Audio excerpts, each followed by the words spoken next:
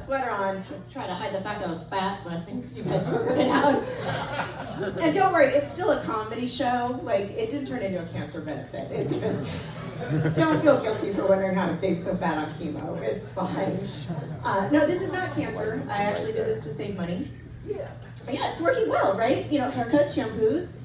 But I'll tell you what, my biggest savings has been on going out to eat. No, I don't pull the cancer card. That would be wrong. No. What I do is I pull a hair out of my pocket, lay it across the plate, call the waiter over and say, well, it's not mine. 20% off a brunch. There you go. Working out well, but not working well for dating. Yeah, I don't know if anybody else out here has been a bald woman before, but it's pretty hard looking for dick while looking like a dick. Not a lot of guys hovering over Tinder going, what's my dream woman? Well, she's fat, bald, and 50. Yeah, that's her. And the problem is I like a thick boy, too. And that doesn't always work out well when you're two big people over 50, because that just turns into sex as a game of who's going to go into cardiac arrest first. But yeah, I like a boy who looks like he owns land. You know what I'm saying? A real burly man. Like his mama lactated ranch. Yeah.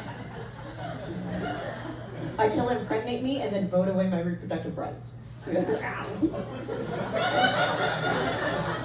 And then when he says he's going to bring a Colt 45 and a Magnum, I'm not quite sure if he means guns or beers and rubbers.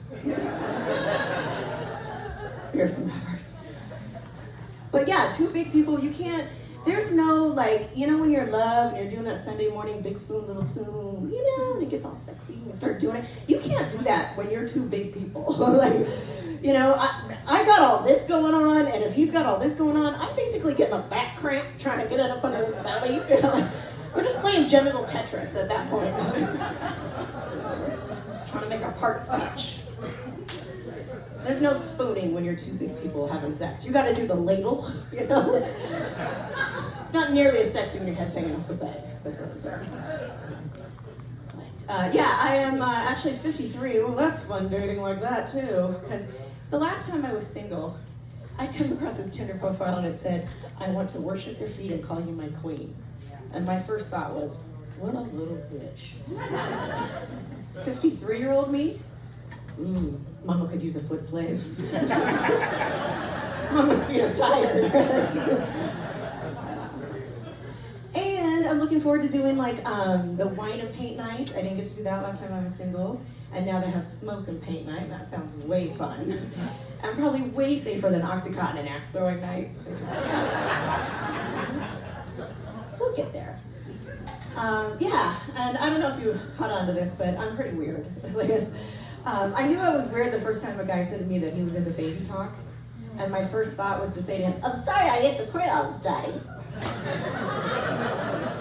But I ate the glitter too, so my poop will be sparkling." But you know, I wanted to say that. My last relationship was an open one. I don't know if anybody's done that. That's tricky. That works on the nerves and the jealousy. You got to prepare for it. Like I bought the book, Ethical Slut. That was a good one.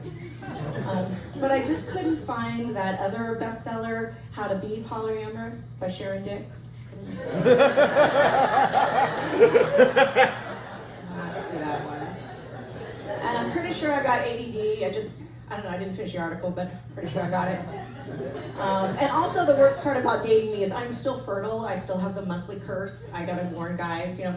And it's getting bad because I'll tell you, I rented a hotel room and I pulled back the sheets and I was like, oh, good Lord, you know, whose uterus murdered somebody in the night? And I was like, I gotta explain it to the maid, and I don't want to scare her, you know, but I need to say it in Spanish because I heard her speaking Spanish the day before, and I realized, have my life choices failed me or the education system? Because I'm at a place where I need to say I didn't murder a hooker more than I'm at a place where Donde está la biblioteca is going to help me. I had no choice. I just said, no es muerto, es mi puta.